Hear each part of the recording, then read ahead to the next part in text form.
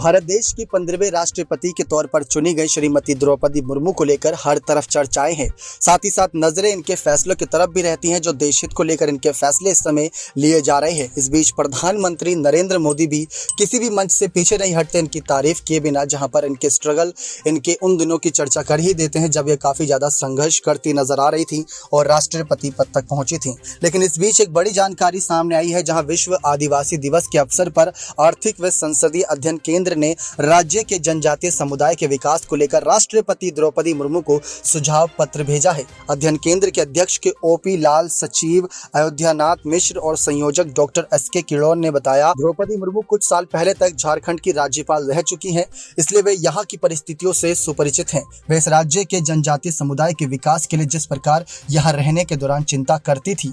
पत्र में कहा गया कि आजादी के बाद राज्य के आदिवासियों के विकास की कोशिशों की गई, लेकिन बड़ा वर्ग लाभान्वित नहीं हो पाया है। विकास के लिए शिक्षा आवश्यक तत्व है, लेकिन जनजातीय समाज इससे बहुत हद तक वंचित है। शिक्षा के साथ साथ रोजगार के अवसर उपलब्ध कराने के लिए ट्राइबल स्कूल ऑफ एंटरप्रेन्योरशिप की स्थापना की जाए, इसका दूरगामी असर होगा। अध्ययन केंद्र ने ट्राइबल पॉलिसी लागू करने के और आदिवासियों को आर्थिक सर्वे प्रकाशित करने का सुझाव दिया है। इसके साथ ही सभी खेतों तक पानी पहुंचाने की व्यवस्था करने, कृषि उत्पादों के निर्यात की व्यवस्था करने का भी सुझाव दिया है।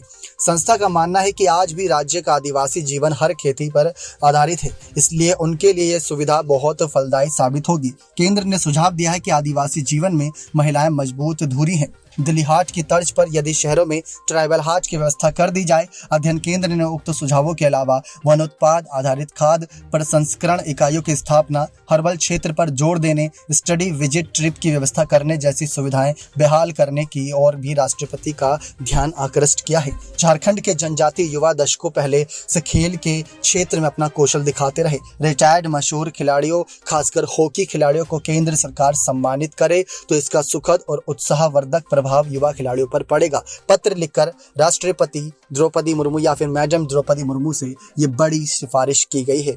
तो देखा जाए, प्रधानमंत्री नरेंद्र मोदी के सामने तो देश हित के फैसले रहते ही हैं, हर समुदाय के हित के फैसले रहते हैं, लेकिन इस बार राष्ट्रपति द्रौपदी मुर्मू यानी मैडम द्रौपदी मुर्मू के सामने चुनौती है कि इन सब बातों का कैसे वो निवारण करती हैं और कैसे आने वाले वक्त में फैसले लेती हैं। अभी हाल ही में उपराष्ट्रपति पद के लिए चुने गए जगदीप धनखड़ ने भी उपराष्ट्रपति पद की शपथ ली और राष्ट्रपति बनी द्रौपदी मुर्मू ने उनका सम्मान किया और उनका बहुत बहुत आभार भी जताया। लेकिन ऐसे में देखना दिलचस्प होगा कि देश हित के लिए आने वाले वक्त में उनके क्या कदम रहते हैं। ऐसे कई और पत्र हैं जिनका जवाब का इंतजार किया जा रहा है द्रौपदी मुर्मू के द्वारा। आने वाले वक्त में एक एक करके अगर उनका जवाब देंगी तो देश के लाभ की बात होगी।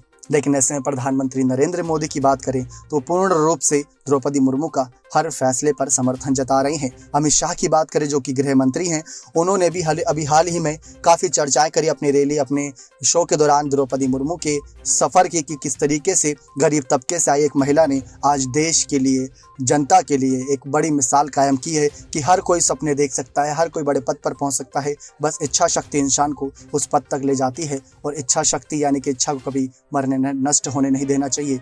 तो द्रौपदी मुर्मू के इंतजार है फैसलों का कि किस तरीके से इन पत्रों का जवाब वो किस नजरिए से देती हैं और उनके फैसले किस ओर जाते दिखेंगे। साथ ही साथ आपको बता दें कि बहुत जल्द यहाँ पर अब 15 अगस्त भी नज़दीक आ रहा है, तो ऐसे में द्रौपदी मुर्मू के जो कि मैडम द्रौपदी मुर्मू के फैसले और ज़्यादा अहम साबित होंगे इन घड़ियों में। नेक्स्ट 9 न्यूज़ रूम की रिपोर्ट।